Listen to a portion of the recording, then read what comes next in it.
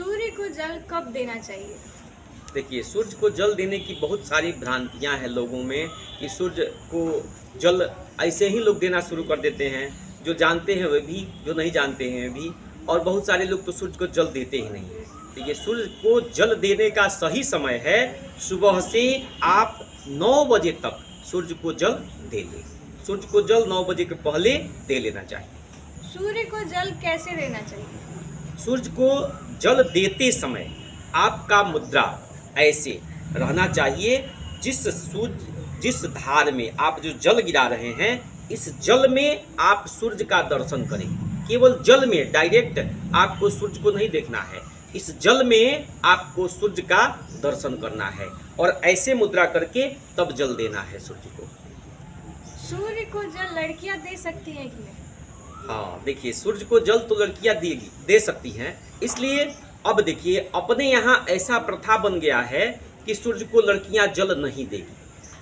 कर्ण का जन्म हुआ, महाभारत में आप लोग कथा देखे होंगे। कर्ण का जन्म, जो सूर्य भगवान कुंती के पास आए और कर्ण को एक पुत्र दे करके चले गए, उसी समय से लड़कियां सूर्य का आराधना नहीं करती हैं।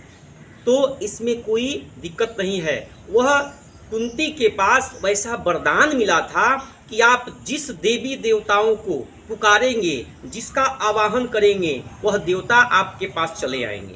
तो यह ट्राई करने के लिए कुंती सूर्य को ही एक बार बुला दी।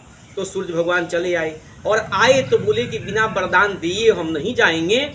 तो एक सहस्त्रकवची नाम का राक्षस था, उसका पूरा 999 कवच जो है कट गया था। एक कवच उसके पास था जो उनके शरण में जाके छुप गया था। वही कर्ण के रूप में भगवान सूर्य कुंती को दे दिए और वहां से चल गए। उसके बाद से लड़कियां डर गई और जल देना बंद कर दी। लेकिन सूर्य को जल लड़कियां भी दे सकती हैं। सूर्य को जल देते समय कौन सा मंत्र बोले? सूर्य को जल देते समय आप घृणी सूर्याय नमः यह मंत्र बोल सकते हैं, या ओम सूर्याय नमः यह मंत्र बोल सकते हैं, या आप गायत्री मंत्र ओम भूर्भुवः स्वः तत्सवितुर्वरेण्यं भर्गो देवस्य धीमहि धियो यो नः प्रचोदयात्, इस मंत्र को भी बोल सकते हैं। या एक कठिन मंत्र है जो सूर्य तेज सहस्त्रांशो तेज रासो जगतपते अनुकंप्या माम भक्त्या गृहाणघ दिवाकर, यह मंत्र भी बोल करके आप सूर्य को जल दे सकते हैं।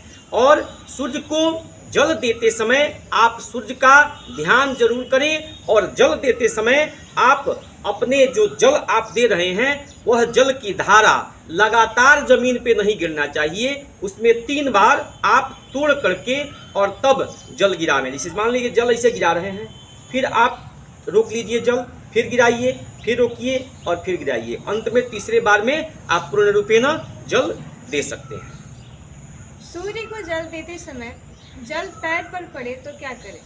देखिए, सूर्य को जल देते समय तो ये अनिवार्य है, ऐसे ही होता ही है। सूर्य को जल देते समय तो पैर पर जल पड़ेगा ही।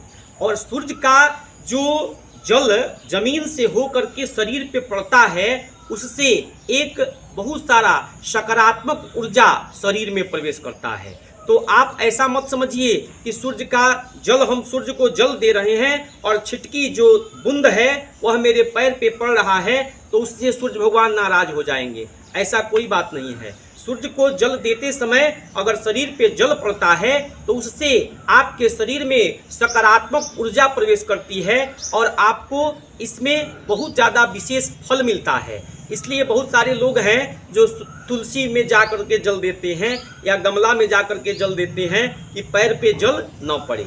तो आपका ध्यान 2 जगह विचलित होता है।